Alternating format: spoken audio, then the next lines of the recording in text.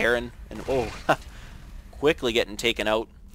But a lot of players are actually choosing to use Contaminate more instead of the Changelings, just because a well-placed Contaminate on a very important structure can cause a lot of problems for a Terran player. But really utilizing these Queens, spreading the creep tumors. Look at the creep. It's already in really close to the Terran natural, and it looks like he's going to be going to take another base, trying to take down the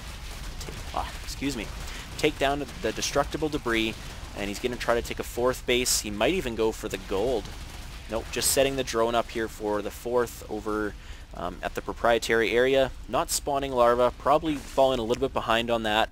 Of course, when you get that many bases, you can start to fall behind. And wow, just as I was looking at the hatchery, or lair I should say, he is going towards hive technology. So whether we're going to see Broodlords or Ultras, I'm betting on Ultras since we are already getting ground level 1 upgrade for the weapons and armor. Carapace. I shouldn't say armor, it's Carapace. Or vehicle plating for the Terrans. Anyways, Combat Shield is on the way now, and level 1 upgrade for their armor. Is it armor? Infantry armor, yep. So the starports lifted off and gave their tech labs to the factories to pump out some tanks. Tanks are going to be a much needed unit in this, well, for this composition. They really need that splash damage to smack down on the Zerglings and Banelings. And something important to note, although siege tanks are getting nerfed in the next patch, Zerglings will do better against siege tanks, but the full damage... Oh wait, no. Oh, because they're not armored. My bad. I was thinking because Banelings aren't armored that they, or sorry, aren't light, they must be armored, but they're not. So yeah, siege tanks won't one-shot the Banelings either, so that will be a lot of issues for them. Anyways, off topic completely. That patch is not out yet. Hopefully by the end of the month. I think Blizzard did state it should be out by the end of the month, but still waiting on that. Still waiting for Blizzard to unlock my account too. Anyways, I kind of would like to see some Marauders in this mix just to absorb some Baneling hits. The Marines can be microed back with Stim. They are faster than the Banelings, but the Banelings can just keep on going, really. Like, they don't have to hit the tanks. They can hit them, but the tanks really can't hit them when the Banelings are right next to them. So a couple Marauders would be very effective in this composition. I'll get off that topic now. BratOK is putting down his third command center. Probably going to morph that into a planetary once it lands, but before that happens, he's going to need to take out all these creep tumors that are infesting the land near his third base. But at this time, wow, Dimaga's already got his fourth base up and running, so he's working off 5 hatcheries right now. Really, with that many hatcheries, he does not even need to spawn larvae as much as possible. If his macro fails a little bit, it can still make up for the fact that he is so far ahead. Looking at the income tab, he is a full 20 harvesters ahead, almost double the income on minerals and over double the income on gas. A scan going down does see the hive, does see the Ultralisk Cavern, does see the fact that the mouth is moving and the claws are moving, that the chitinous plating is underway, is being upgraded, and wow, greater spire as well. Do we have any corruptors coming out though? No corruptors yet. Still focusing on chitinous plating and the ground level 2 upgrades for armor and weapons for the Ultras, Zerglings, and Banelings.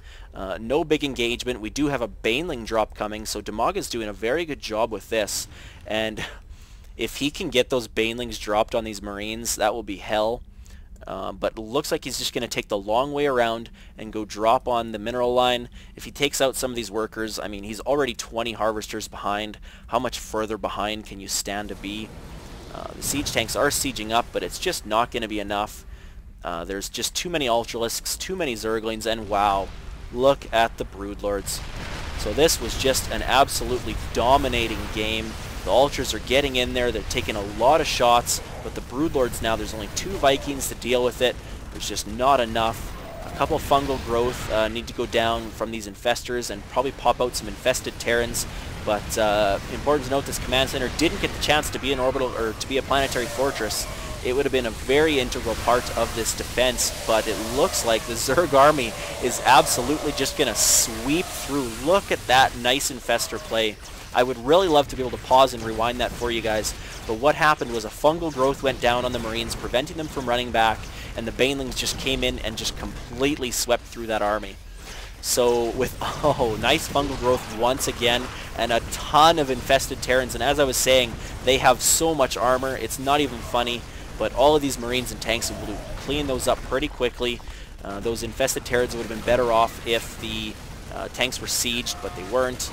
Anyways, lost a couple of Vikings in the air. They were able to clean up all those Broodlords, but there's just so many Zerglings, and with the amount of resources and larvae that Dimaga had saved up, as soon as his army got killed, he was able to produce another 70 Zerglings and 5 Ultras. He's producing even more Zerglings and Ultras now. There's nothing that BratOK can do to come back from this. So it looks like we are going to see a TVZ in the final. I just spoiled it.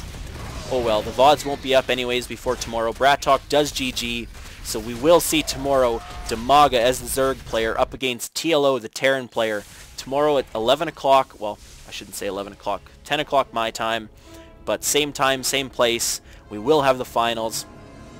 If Toss is around, turn the chat back on so these people can chat about the game a little bit. Thanks for tuning in. Thanks for watching. Big thanks to SC2casts.com for putting up the money for this tournament. Big thanks to starcraftworld.it for organizing it. And not to be, you know, conceited, but big thanks to me for casting it for you guys. I am SchickySC. Once again, check out and subscribe to my YouTube channel, youtube.com/SchickySC. Please check it out. And the VODs for this will be up this week on youtube.com/scworldit. As they did organize the tournament, we are putting the VODs up on their channel. If you missed the group stages for the tournament, they can be found also on scworld.it